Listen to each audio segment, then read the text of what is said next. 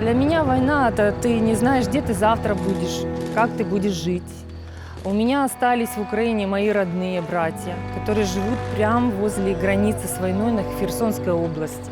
Я не знаю, что будет с ними.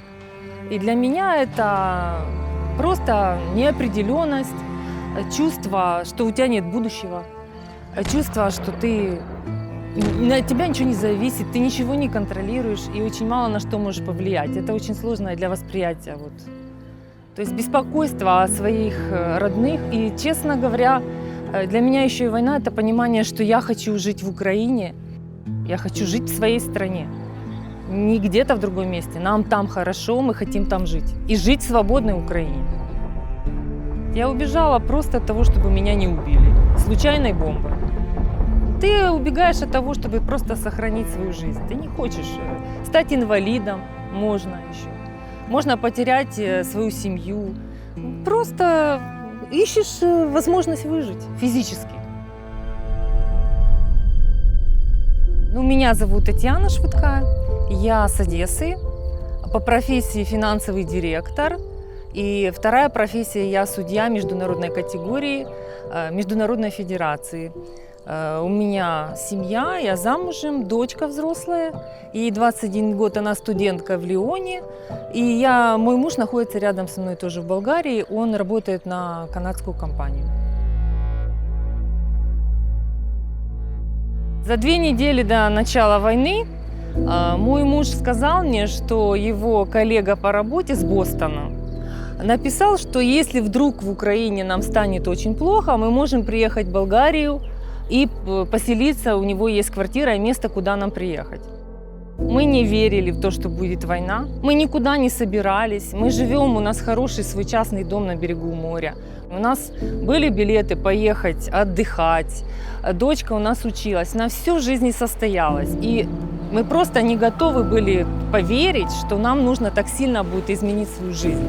В общем-то, мы просто собрали чемоданы и поехали вывозить дочь во Францию. Вот так мы оказались в Болгарии. Потом, когда сюда приехали, нас пригласил Ирина и Виктор Стояновы. И поселились, они нам помогли во всем. Вот так вот. Сейчас мы уже живем здесь 3 месяца.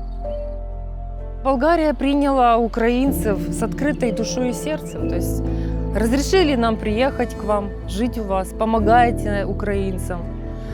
Меня поразило, что отношение к животным у вас великолепное. И вы приняли нас в вашу страну.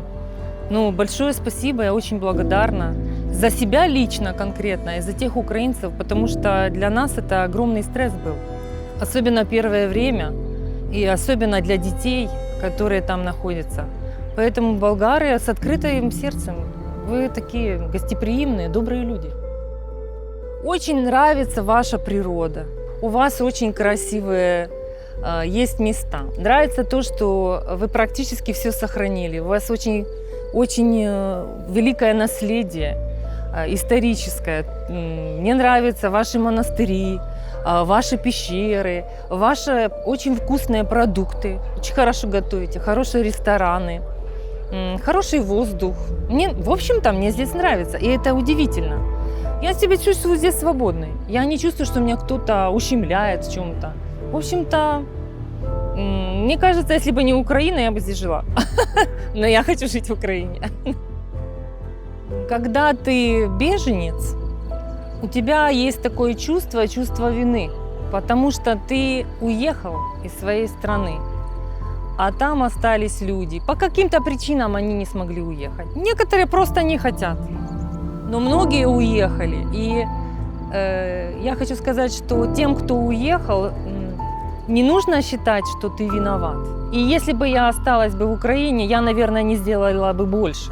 Потому что я лично не смогла бы взять оружие и пойти воевать. Я боюсь это делать. Делать нужно то, что ты можешь, а там как будет. Украинцы смелые люди, очень. Очень смелые, свободолюбивые.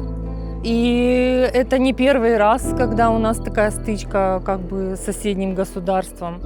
Но я верю в нас. Я верю в нацию. Народ невозможно победить. И если они не хотят быть рабами, они не будут ими. Ну, к сожалению, такой вот ценой нам приходится опять отстаивать свою свободу. Я бы сказала, что всему миру нужно взять пример вот с украинцев, потому что это очень смелые люди, и мы не раз это уже доказывали. Вся история человечества – это история войн. Мне кажется, что на планете они идут 24 часа в сутки, и так всю историю. Для того, чтобы это остановилось, какое-то сознание у людей должно поменяться, и мы должны понять, что каждый из нас, каждый, и животное, и человек – это часть этой земли, и нам тут нечего делить, потому что мы пришли сюда на короткий период времени. И если мы поймем, что я – это часть этой земли всей, мы не сделаем другому человеку больно. Вот это понимание в осознании человека, возможно, изменит вот эту ситуацию. Потому что время у нас здесь с вами ограничено, жизнь она короткая, одна. И всегда это вознаграждается. То есть позиция человека, его лично, невзирая ни на кого, и нации в том числе. Я вот и поэтому уверена, что вот именно поэтому мы победим. Потому что если большое количество людей имеют одну идею, идею свободы, а она будет. Я всем нациям это хочу сказать, что не нужно бояться.